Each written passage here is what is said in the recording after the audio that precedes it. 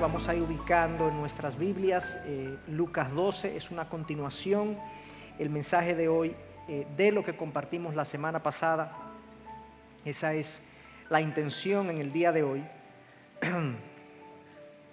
Y en ese capítulo 12 de Lucas, todavía no vamos a leer el pasaje, pero a manera de introducción, recuerden que en ese pasaje, en ese capítulo de Lucas, se nos relata un evento en la vida de Jesús, donde Jesús está enseñándole a miles y miles de personas. Se calcula que entre unas 15 y 20 mil personas estaban presentes. Tantas personas, nos dice el versículo 1 del capítulo 12, que se atropellaban los unos a los otros.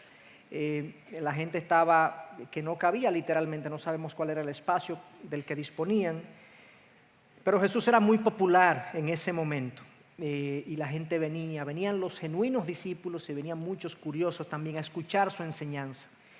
En el versículo 13, dicho eso, en el versículo 13, de manera repentina y súbita, Jesús es interrumpido en su enseñanza. Él está enseñando de cosas espirituales, Él está enseñando del perdón que Dios extiende a los hombres, del Espíritu Santo, de múltiples temas espirituales. Y Él es interrumpido en el versículo 13 por un individuo que no sabemos si ni siquiera levantó la mano o se presentó, pero sencillamente él se pone de pie y le dice: Maestro, dile a mi hermano que divida la herencia conmigo.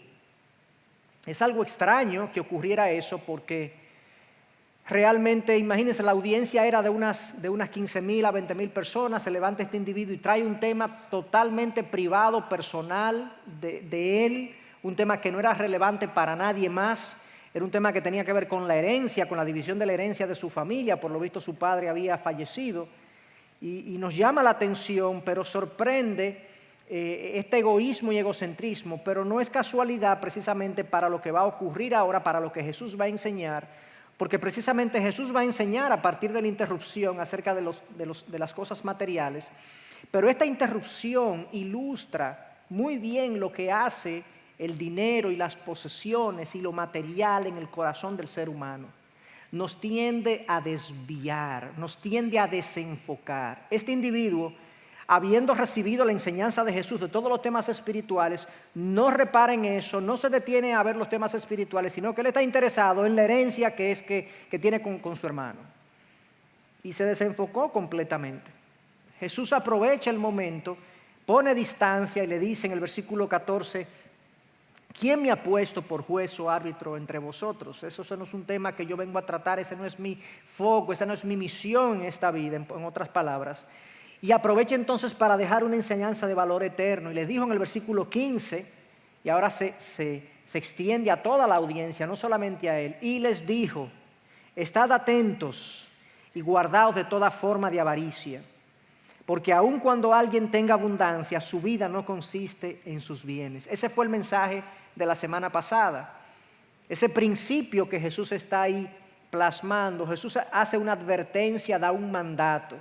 Les dice: estad atentos. En el original es: presten atención, observen con cuidado, estén suspicaces alrededor de la avaricia, que es una tendencia natural en ustedes, y guardaos de toda forma de avaricia. Le dice esa palabra guardaos tiene que ver con una protección militar. O sea, lo que le dice es: estén atentos y prestos a defenderse de la avaricia del corazón. La avaricia es el deseo de tener más y más, es el deseo de acumular más y más. No porque el tener cosas sea malo en sí mismo, no, es por el efecto que tiene el yo pensar que lo material me llena, que lo material me da plenitud, que lo material es lo más importante en la vida. Ese es el problema. Jesús agrega en el mismo versículo 15: cuídense de esto, porque la vida no está en la abundancia que se tenga. Ese es el tema, esa es la razón. No se enfoquen en eso, no dediquen sus energías a eso, porque la vida no está ahí. Pero en medio de la generación que nosotros vivimos, eso es un mensaje como que se nos confunde. Y nosotros a veces asociamos y vemos la diversión que el dinero y las posesiones proveen y la confundimos con el gozo que solo Dios provee. A veces vemos el poder que el dinero provee y la confundimos con el valor que Dios nos da como personas. A veces vemos la comodidad que Dios provee, que el dinero provee, y lo confundimos con la plenitud que solo Dios provee. O sea que el dinero como que compite con Dios en nuestros corazones y nos desenfoca de lo que es realmente importante. Y eso es lo que Jesús le señala a este individuo y a su multitud. Le dice: estén atentos y guardados de toda forma de avaricia, porque la vida no está ahí. La palabra en el original es la vida buena, la vida plena, la vida de satisfacción. No se encuentra en la abundancia que alguien logre en esta vida. Y dicho eso, entonces ahora les dice una parábola. Usa un recurso didáctico. Ahora le expande el principio y les dice esta parábola a partir del versículo 16, que es donde nosotros vamos a concentrar nuestro mensaje en el día de hoy. Comienza así, diciendo en el versículo 16: también les refirió una parábola diciendo: la tierra de cierto hombre rico había producido mucho, y pensaba dentro de sí, diciendo: ¿qué haré, ya que no tengo dónde almacenar mis cosechas? Entonces dijo: esto haré: derribaré mis graneros y edificaré otros más grandes, y allí almacenaré todo mi grano y mis bienes. Y diré a mi alma: alma, tienes muchos bienes depositados para muchos años, descansa, come, bebe y diviértete. Pero Dios le dijo: necio, esta misma noche te reclaman el alma, y ahora, ¿para quién será lo que has provisto? Así es el que acumula tesoro para sí y no es rico para con Dios. Ese último versículo 21 es la conexión con el 15. El 15 Jesús dice: la vida no está en los bienes, la vida no está en la abundancia de cosas que yo tengo. Y el versículo 21 dice: así es el que acumula tesoro para sí, así es el que cree que la vida está en los bienes y no es rico para con Dios. ¿Qué es lo que Jesús está señalando? Porque el versículo 21 es la enseñanza que nosotros tenemos que llevarnos.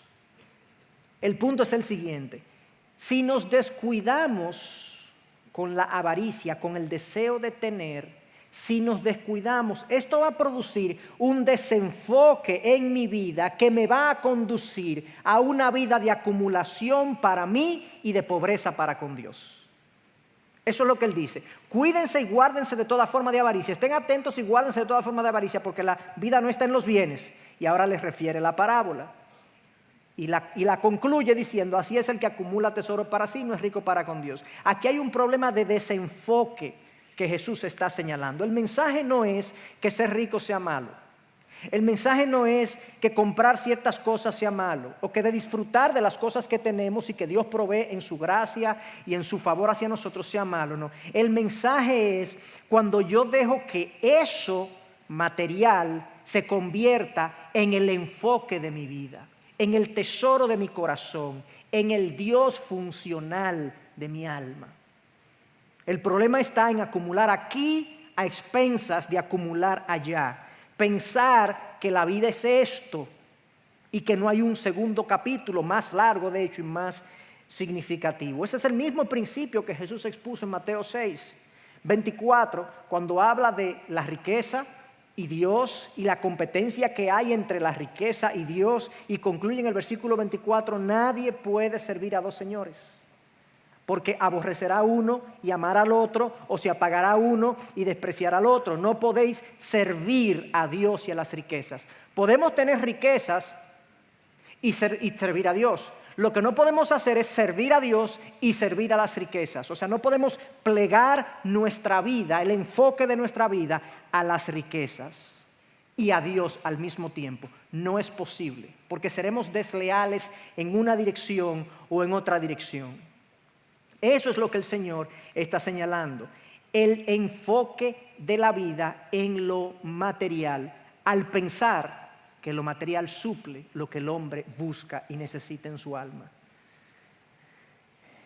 El mismo versículo 21, fíjense cómo lo traduce la Nueva Versión Internacional: así le sucede al que acumula riquezas para sí. ¿Cómo es que le sucede? Vamos a analizar entonces a lo largo de la parábola ¿qué fue lo que pasó en este corazón que se desvió a ese punto? al punto que él no acumuló riquezas con Dios y se dedicó simplemente a acumular riquezas para sí mismo. ¿Qué fue lo que ocurrió? Porque yo no me quiero ver ahí. Yo no quiero ahogar mi relación con Dios en el mar turbulento e incierto de la avaricia. Yo no me quiero ver ahí. Y aquí hay 3 aspectos que le pasaron a este individuo, que le ocurrió en su corazón, que él no se percató que el dinero estaba teniendo este efecto en él, que las posesiones estaban teniendo este efecto en él. Se descuidó, que fue lo que Cristo dijo en el versículo 15, se descuidó con la avaricia y la avaricia le cobró la vida, le cobró el alma al descuidarse. Lo primero que nosotros vemos, entonces en el versículo 16, si me acompañan, fíjense.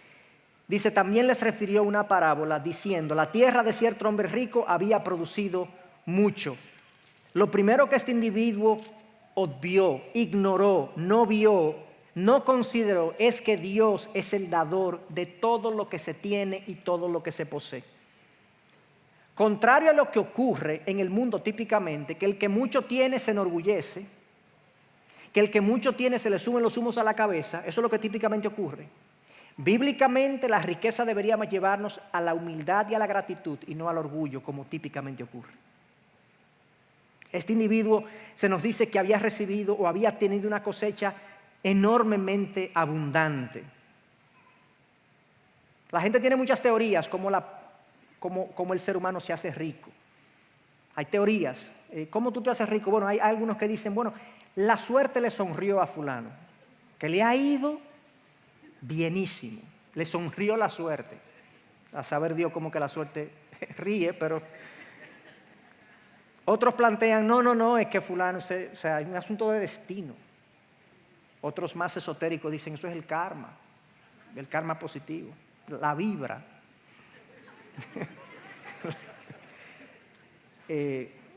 En dominicano decimos, nació con la llama metida, como dicen. Hay otros un poquito más sofisticados, dicen y entienden, y yo creo que en parte es verdad, no, el trabajo, el fruto del trabajo, la riqueza es fruto del trabajo. Otros dicen, sí, el trabajo es importante, pero sin relaciones tú no llegas a ningún lado. Entonces tenemos que estar conectados con la gente que tiene, tú sabes. Hay algunos que dicen, no, es la educación, eso es lo crucial. La educación, si tú eres un individuo educado, a ti te va bien en la vida económicamente hablando. Y otros hacen como una especie de sancocho de todos estos criterios y dicen, no, tú necesitas trabajo, educación, relaciones y un poquito de suerte para que te vaya bien en la vida. Es cierto, uno a nivel aquí humano, terrenal, nosotros vemos que algunos de esos componentes tienen que estar presentes, pero bíblicamente la Biblia dice que Dios es el dueño de todo y Él da a quien le place. Dios es el dador de los bienes materiales. Y en el caso de esta parábola es interesante que Jesús tomara precisamente el ejemplo de un agricultor, porque de todos los empresarios, de todos los ricos, el que más agradecido debería estar es el agricultor. Porque si hay una actividad que depende de la gracia de Dios, la agricultura, eso está todo por verse. Si llueve mucho, se daña la cosecha. Si llueve poco, se daña la cosecha. Si viene un gusanito, me mata la cosecha. Si viene una plaga de otro tipo, si otros producen al mismo tiempo que yo, se baja el precio y fracaso yo. La semilla brota de manera espontánea, nadie le explica. El fruto se genera de manera espontánea. Si el aguacate salió chiquito, vamos a ver qué pasó. La agricultura es un problema y no es por casualidad. Yo entiendo que no fue casualidad que Jesús usara una ilustración de la agricultura, aunque era muy común en la época, pero usar una ilustración de la agricultura donde el agricultor debe reconocer que todo lo que recibe, lo recibe por obra y gracia de Dios. Es Dios que bendice, Dios es el dador de todas las cosas. Y una de las formas en la que las riquezas nos engañan y nos seducen y que la avaricia comienza a ganar terreno en nuestros corazones es cuando nosotros pensamos que lo que tenemos es por la sola destreza gerencial o empresarial mía. Eso es mío, personal, individual. El individuo que se siente autorrealizado se tiende a enorgullecer. El individuo que siente que se ha hecho a sí mismo se tiende a independizarse de Dios. Y la avaricia sutilmente utiliza esta inclinación natural humana para hacerme creer que yo soy lo último, que yo sí soy capaz, que grande me he dado. Por eso es que Proverbios 28:11 dice, el rico es sabio en sus propios ojos, él cree que se la sabe toda. Porque como él ha logrado el éxito en un ámbito donde todo el mundo quiere lograr el éxito, pues él piensa que se la sabe toda. Y eso es un real obstáculo para acumular tesoros en los cielos. Porque cuando yo pienso que yo me hago a mí mismo, yo me alejo de Dios, me independizo de Dios, y entonces el dinero me hace pensar que yo soy más de lo que realmente soy. Y hermano, yo y tú y todos somos simples receptores de la bondad de Dios. Simples receptores. Por eso la riqueza debería conducirnos a la humildad y a la gratitud más que al orgullo y a la autosuficiencia. En un momento dado al pueblo de Israel, Dios les advierte y les dice en Deuteronomio 8, le dice lo siguiente por vía de Moisés: no digas en tu corazón, mi poder y la fuerza de mi mano me han producido esta riqueza. Eso está en el versículo 18 de Deuteronomio 8. No digas mi poder y mi fuerza y la fuerza de mi mano me han producido esta riqueza, mas acuérdate del Señor tu Dios, porque Él es que te da poder para hacer riquezas. No digas eso en tu corazón. Por alguna razón obviamente que tiene que ver con el pecado en nosotros pensamos que el logro material es fruto de mi solo esfuerzo y no vemos con frecuencia la bondad de Dios en nuestra prosperidad, y eso es parte de lo que la avaricia usa para desviarnos de Dios y desenfocarnos de Dios. Pablo, confrontando a los corintios en un momento dado, porque ellos se habían enorgullecido de una serie de cosas, les dice lo siguiente, no en el contexto de lo material, sino de otras cosas, pero esto es aplicable a lo material. Le dice en 1 Corintios 4:7, porque ¿quién te distingue? ¿Qué tienes que no recibiste? Y si lo recibiste, ¿por qué te jactas como si no lo hubieras recibido? Pablo desafía a los corintios, le dice, dime de algo que tú tengas, que tú poseas, sea material, espiritual, emocional, algo que tú tengas, que tú lo aprecies y que tú digas que no lo has recibido de Dios. Dime algo. No, porque yo lo que tengo, yo lo hice yo porque sé mucho. ¿Y quién te dio la inteligencia? ¿Quién te dio la capacidad? ¿Y quién te dio la educación? ¿Y quién te dio el contexto de relaciones a través de las cuales tú has logrado lo que has logrado? ¿Quién te dio todo eso? Dios te lo dio. Dios te dio la capacidad, todo lo que las destrezas posibles, pero necesarias para tú llegar donde has llegado. Esto es lo primero que nosotros vemos en este individuo. Esto es lo primero que vemos. Es una de las formas en que la avaricia va ocupando terreno en nuestro corazón y nos va desviando de Dios. Cuando pensamos que el tener es fruto de mi esfuerzo y no de la mano bondadosa de Dios. Y claro que hay un esfuerzo humano que se involucra muchas veces en obtener las cosas materiales, claro. Pero en último caso, eso es posible por la gracia de Dios y por la bondad de Dios y por el permiso de Dios para que yo tenga esas cosas. Cuidado si la avaricia te conduce o te lleva a pensar que tú te has hecho a ti mismo. Y eso lo vemos aquí. Y el segundo elemento que vemos también, que es una de las formas en que la avaricia nos desvía de la acumulación de tesoros celestiales, que es lo que está señalado en el versículo 21, es lo siguiente. Aquí vemos que el rico de la parábola ignoró por completo que las riquezas no son solo para mí, no son solo para él. Contrario a lo que pasa, la abundancia de cosas debería conducirme más a la generosidad que a la autocomplacencia. La abundancia de cosas me debería llevar más hacia la generosidad que a la autocomplacencia. Claramente, este individuo dice, y pensaba dentro de sí, la tierra de cierto hombre rico había producido mucho, dice, y pensaba dentro de sí, diciendo, ¿qué haré ya que no tengo dónde almacenar mis cosechas? ¿Qué problema tiene este individuo? No me cabe, todo lo que tengo no me cabe. A muchos de nosotros no nos caben las cosas y no terminamos de salir de alguna de ellas. Entonces dijo, oigan la idea, entonces dijo, ojalá hubiese dicho, voy a compartir una parte, esto haré, derribaré mis graneros y edificaré otros más grandes, y allí almacenaré todo mi grano y mis bienes, y diré a mi alma, alma, no tienen problema, mis problemas están resueltos. Yo estoy parafraseando ahora. Alma, porque lo que uno necesita en su mente, este individuo, lo que uno necesita es dinero. Yo tengo mi vida resuelta. Alma, tienes bienes para muchos años, no te tienes que preocupar, descansa, come, bebe y diviértete, porque él está entendiendo que la vida es eso. La vida es eso. Y obviamente, lo que vemos aquí es un enfoque en sí mismo. Este individuo se olvidó que la riqueza Dios la provee precisamente no solo para nosotros, sino para otros a los cuales Él quiere bendecir. Él entendió que Él era el objeto de su prosperidad. Y lo vemos en un principio preocupándose porque ¿qué yo voy a hacer con todo lo que tengo? ¿Cómo lo guardo? ¿Cómo lo conservo? Aquí está la ansiedad típica del que mucho tiene. La ansiedad de la conservación, la ansiedad de cómo conservar y preservar mi patrimonio. Es una ansiedad típica que no muchos experimentan, porque la experimentan los que muchos tienen. El que no tiene nada de qué preocuparse, tranquilos. Pero mucha gente lo experimenta. Entonces este individuo, teniendo esto, su idea fue no compartir, sino ampliar sus capacidades de acumulación. Y es interesante, yo voy a sacar mi lapicero, porque yo quiero contar las veces que digo esto. En 3 versículos, 17, 18 y 19, en el original hay 8 yo y 4 mí. En esos versículos, él dice, en el original, yo,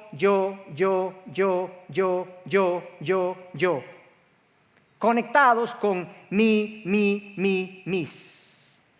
¿Ustedes creen que Jesús quiere decirnos algo? ¿Qué es lo que le está diciendo? Uno de las formas como la avaricia se introduce en el corazón es que nosotros entendemos que la vida y el dinero y las posesiones es para nosotros. Se trata de mí y de mis deseos. Eso es lo que piensa el avaricioso, el materialista. La persona cuyo tesoro está aquí vive de manera egoísta, centrado en sus deseos más que en cualquier necesidad de los demás. Así como no vemos la gratitud de él hacia Dios por la cosecha que había recibido, tampoco vemos en él la sensibilidad de las necesidades que hay en otros. Entendió que Dios lo prosperó para que él se lo tirara todo arriba.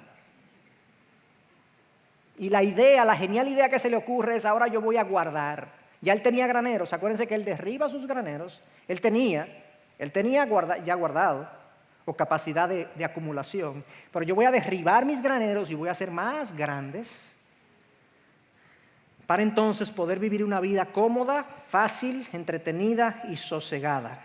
Así es el que acumula tesoros para sí y no es rico para con Dios. Enfoca su disfrute y su gozo en la vida aquí. Él piensa que la vida aquí es para disfrutarla. Y sí hay un gozo y sí hay un disfrute que muchos de nosotros experimentamos aquí. Hay mucha gente que sufre también y vive vidas de sufrimiento, incluyendo el Señor Jesús. Uno de los títulos del Señor Jesús en el Viejo Testamento es que fue varón de dolores y experimentado en aflicción. En esta vida tendremos aflicción, pero muchos entendemos que la vida es para disfrutarse y este individuo tenía esa idea, esa cosmovisión de la vida, que la vida es para disfrutarse, para pasarla bien y cuando mi enfoque es ese, lo material yo lo uso para mí y cuando ese es así es que yo manejo mis cosas, entonces yo no acumulo tesoros allá, sino porque la vida se trata del aquí y del ahora.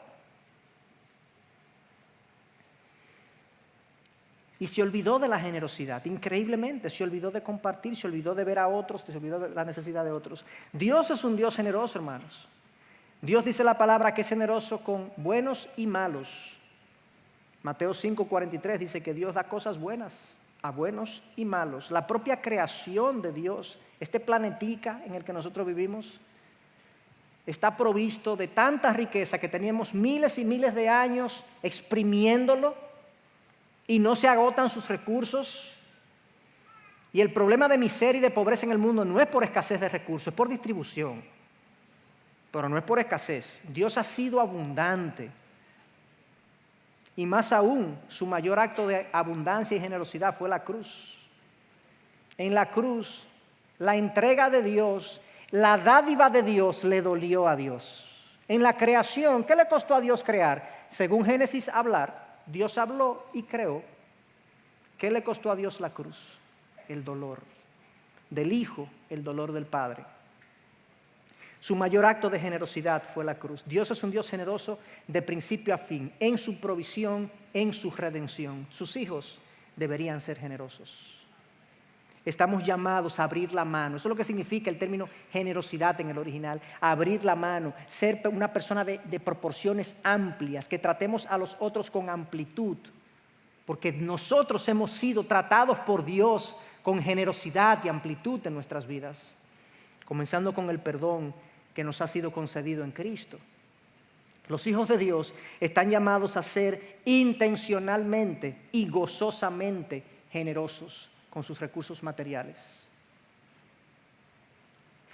Cuando yo pienso que lo material es para mí, porque obviamente si yo pienso que yo me hice materialmente, también yo pienso que tengo legítimo derecho sobre lo que tengo.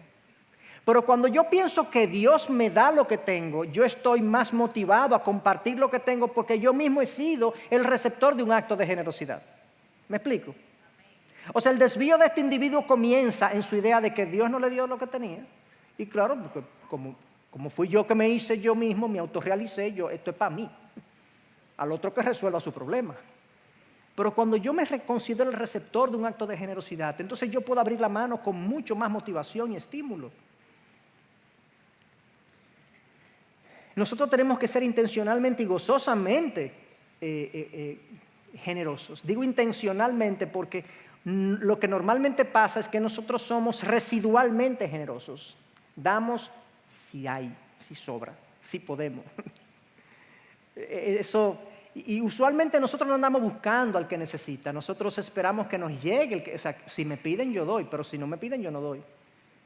La palabra incluso, en 1 Timoteo 6, Pablo le enseña a Timoteo lo siguiente y le dice: a los ricos de este mundo, enséñales que no sean altaneros, ni pongan su esperanza en la incertidumbre de las riquezas, sino en Dios, el cual nos da abundantemente todas las cosas para que las disfrutemos. Enséñales que hagan bien, que sean ricos en buenas obras, generosos y prontos a compartir, acumulando para sí el tesoro de un buen fundamento para el futuro. ¿Eso no es riqueza con Dios? Sí, claro. Para que puedan echar mano de lo que en verdad es vida. Por eso Pablo cita a Jesús en Hechos 20 y dice que es más bienaventurado el que da que el que recibe. Eso es vida. Pero además de eso, cuando somos instrumentos de Dios para bendecir a otros, sentimos el regocijo de Dios y nos sentimos nosotros regocijados también. La generosidad nos enriquece celestialmente según ese pasaje. Y este individuo no vio eso. Fue engañado por la codicia de su corazón y la avaricia de su corazón. Fue engañado por las posesiones materiales y optó por inclinar su corazón hacia lo material. Pensó que él se había hecho y pensó que lo que él había hecho era para él. Y hay un tercer problema con este individuo que nos es reportado aquí por Jesús en la parábola. El tercer problema es que él se olvidó que aquí la vida es corta. Primero, él se olvidó de Dios. Segundo, él se olvidó de los demás. Y tercero, él se olvidó que la vida es corta. La realidad de la muerte, hermanos, le quita el sentido a vivir solo para aquí. No es que no vamos a vivir para aquí porque estamos aquí, ¿verdad? Por el hecho de que vamos a morir, nos debe cuestionar nuestro enfoque aquí. El versículo 20 del capítulo 12 dice: diré a mi alma, eso es el que diciendo, diré a mi alma, alma, tienes bienes para muchos años, descansa, come, bebe y diviértete. Pero Dios le dijo: necio, esta misma noche te reclaman el alma y ahora, ¿para quién será lo que has provisto? Este hombre ha alcanzado el éxito, humanamente hablando. Este es un hombre exitoso, terrenalmente hablando. Según nuestros criterios. El criterio más común hoy en día para considerar a alguien exitoso es la riqueza. El criterio más común. No es el único, pero es el criterio más común. Por eso es que muchos están dispuestos a dedicar su vida, a sacrificar su familia y su salud por adquirir riqueza. Porque el hombre tiene un apetito de satisfacción que quiere llenarlo con posesiones y con logros y con plenitud. Pero Pero esas cosas no proveen la plenitud que el corazón humano anda buscando y que necesita. Pero hay una confusión. Es como el náufrago que bebe agua de sal pensando que se va a quitar la sed, pero sucede que el agua de sal que bebe al final lo termina intoxicando. Nadie se satisface de riquezas, dice Eclesiastés 5. Nadie se satisface de riquezas. Este mundo no está diseñado para llenar el corazón del hombre. Este mundo está diseñado, según Romanos 1, para que veamos la gloria de Dios en él y encontremos a Dios. Él suple nuestra sed y nuestra hambre. Entonces este individuo, con todo el éxito que tuvo, ha trabajado. Y fíjense que este es un individuo que trabajó legítimamente. Esto no es un perverso que robó. Aquí no se nos reporta que él robó, que él hizo un negocio ilícito. Esto es un agricultor que legítimamente se ganó su cuarto. Le fue bien. Y entonces él se prepara y dice: yo ahora me quedan mis mejores años. Mis mejores años. Alma, tranquila. Tú no tienes problema. ¿Por qué? Porque el problema básico del ser humano es tener lo que necesita para disfrutar la vida. Y él se dijo a sí mismo: prepárate a disfrutar la vida, que ya tú tienes suficiente. En otras palabras, lo que tú necesitas para disfrutar la vida es dinero. Eso es lo que él se está diciendo. Tranquila, descansa, reposa. Me viene a la imagen un caso que reporté esta mañana, que comenté esta mañana. La semana pasada murió un individuo muy conocido en el mundo de la tecnología y de los negocios, un hombre muy famoso y rico, de nombre Paul Allen.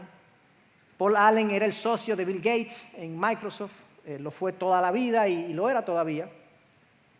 Se murió con una fortuna de $25 mil millones. No tuvo hijos, no se casó nunca, nadie lo hereda. Murió con 65 años, en la flor de su juventud, diríamos hoy en día. No pudo disfrutar su riqueza. Yo no estoy cuestionando, yo no sé si él era creyente, si no era creyente. Lo que digo es que al espejo de un individuo exitoso económicamente y empresarialmente, cómo la vida le llega a su fin tan súbitamente. Incluso su riqueza va a ser distribuida en una serie de obras de caridad con las que él se identificaba. A este individuo le pasa lo mismo. Él se prepara para disfrutar y Dios se prepara para retirarle la vida. ¿Es rico realmente en el momento que Dios le pregunta: ¿y ahora? ¿Y ahora? Ups. Su pobreza ha quedado expuesta. Fue un hombre materialmente previsor y espiritualmente miope. Fue un hombre que guardó lo necesario para vivir aquí y no pensó: ¿y después? Dios lo confronta con su falta de previsión y lo llama necio. Dios no se guarda la expresión, porque lo que significa es no sabio, tú no eres sabio. Otras traducciones dicen tonto. Dedicaste tu vida a algo que se queda aquí. Ignorante, simple, otras traducciones dicen. ¿Y su error cuál fue? Su error fue vivir como que no hay un más allá. No se preparó para su encuentro con su Creador. No se preparó espiritualmente hablando. Se preparó muy bien para vivir el aquí y el ahora. Y se olvidó que todos tendremos que dar cuentas en algún momento delante de nuestro Creador. Por eso es que la Biblia nos manda constantemente, no constantemente, pero con frecuencia, a meditar en la muerte. Parecería trágico y hasta morboso meditar en la muerte, pero es una cosa muy natural. Debería ser algo muy natural para nosotros, porque ¿qué pensamos nosotros? ¿Usted conoce algún individuo, algún caso que una persona reporte que tiene 1250 años viviendo?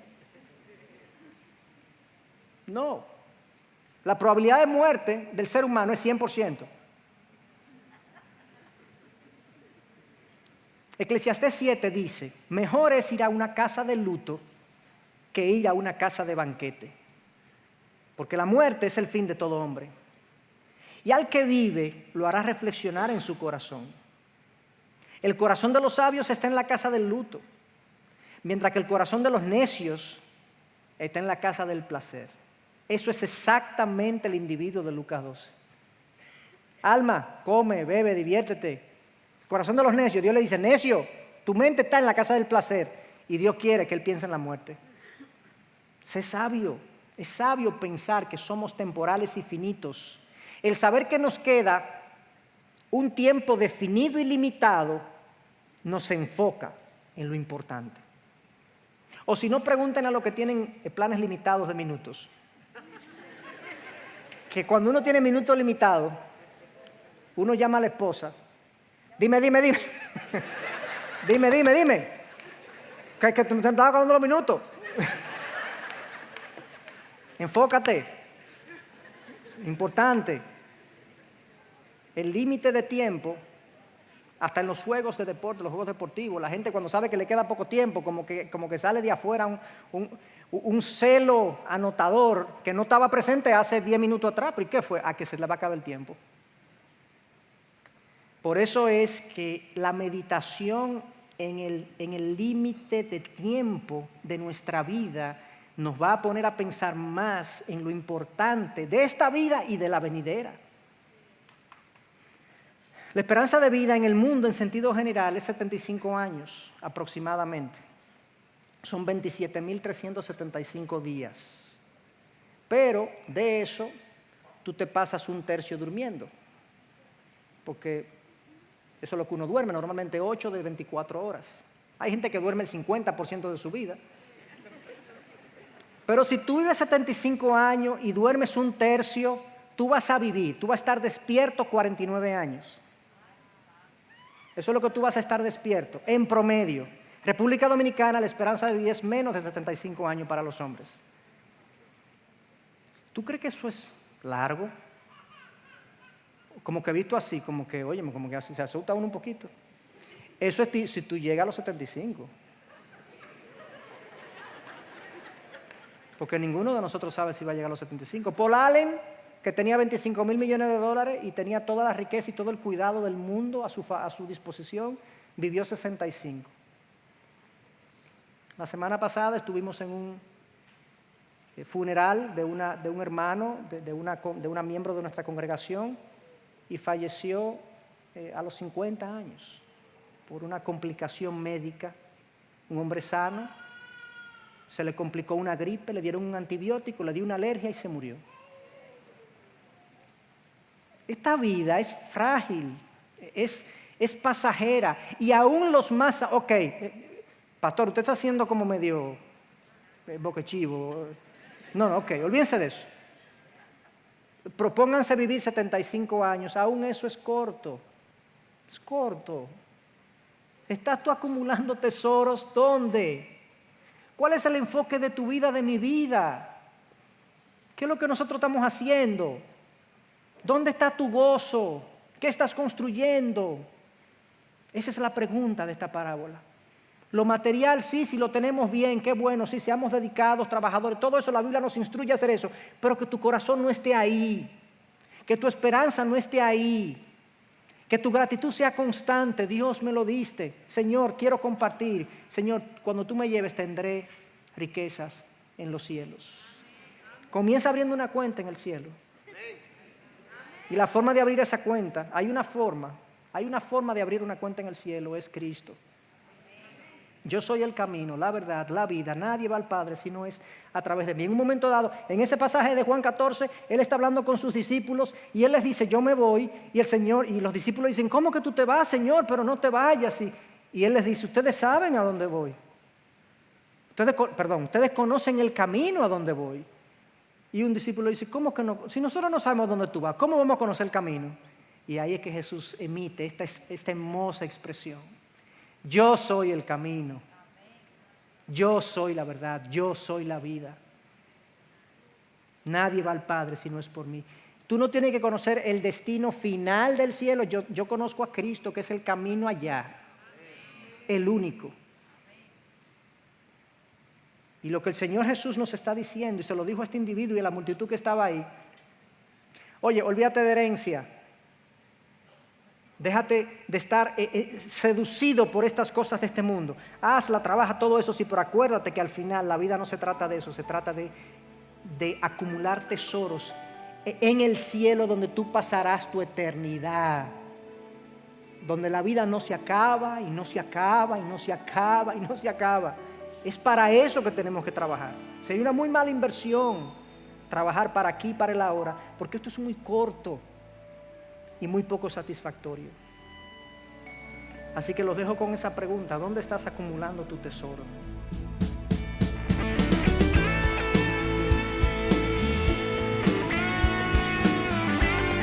Esta es una producción que llega hasta ustedes gracias a los aportes de individuos y empresas comprometidos con la defensa de la fe. Para más información, preguntas y comentarios, visite nuestra página de internet www.integridadysabiduría.org. En esta página encontrará información sobre la producción de este y otros recursos que ponemos a su disposición, como también las formas en las que usted puede contribuir con la producción de programas como estos. Les invitamos nuevamente a visitar nuestra página de internet www.integridadysabiduría.org. Será hasta la próxima, cuando nos reencontremos en su palabra.